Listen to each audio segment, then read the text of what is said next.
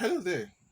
In our previous discussion on the current topic, governance in Delta State, how it should be, we highlighted the fact that the number of SAs, PAs, and SSA in Delta State is quite on the high side, and there is the need to rationalize this to have a smaller number and have the money so saved channeled into some specific areas which we mentioned in the previous discussion.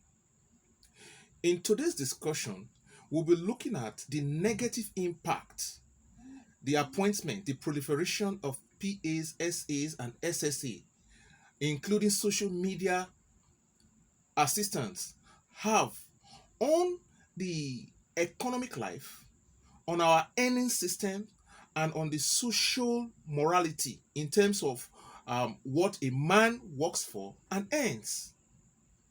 Now, it may interest you to know that more than 75% of the SSA, PAs, EAs, and media aids and the likes, more than 75% of them never have an opportunity of any form of intellectual intercourse with the governor.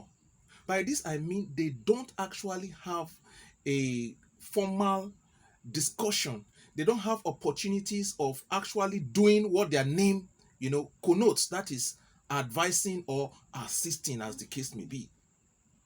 Now, the negative impact of that is that you now have and sustain a system where people earn without working.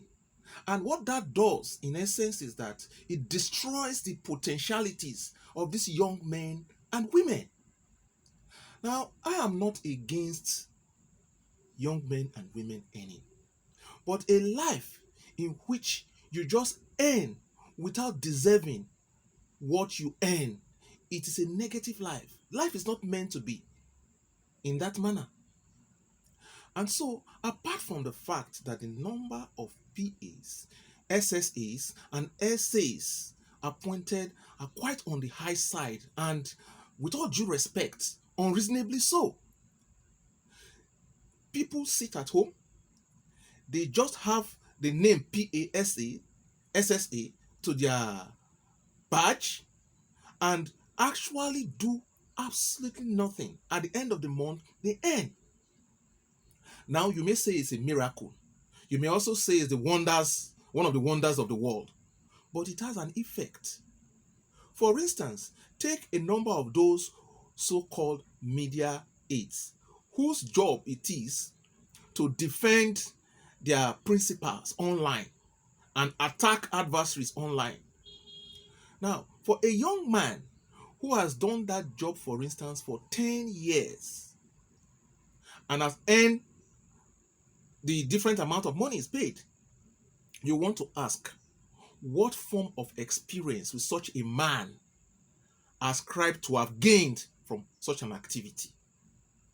Whereas, if such a man, such a young man, had been given other opportunities to develop himself, in addition to earning what he works for, it will be a more fruitful life. And that is why I have emphasized on the sustainability of development. The mere appointment of a person as a PA or SA and having to pay him for that, just that appointment, without him doing anything at all, it's not good for the value system. It's not good for our earning system. It's not good for the society.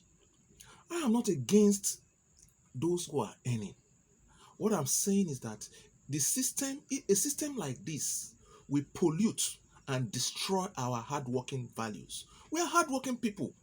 We are not sit-at-home people. You sit at home and earn. You may say, yes, that is part of the free largesse you get. For doing what?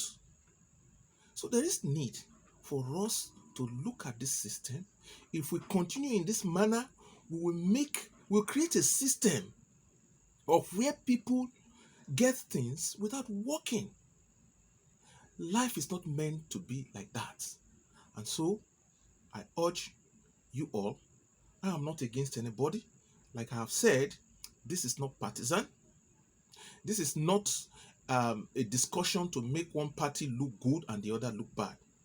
It is a discussion to let us know, to let us set value system of reward and punishment. Any society without an established system of reward and punishment will always go one direction, the abyss. That's down, down, down. We must work for what we are paid. And unless we start looking at this, we'll be setting a value system that will be inimical to our development. Thank you.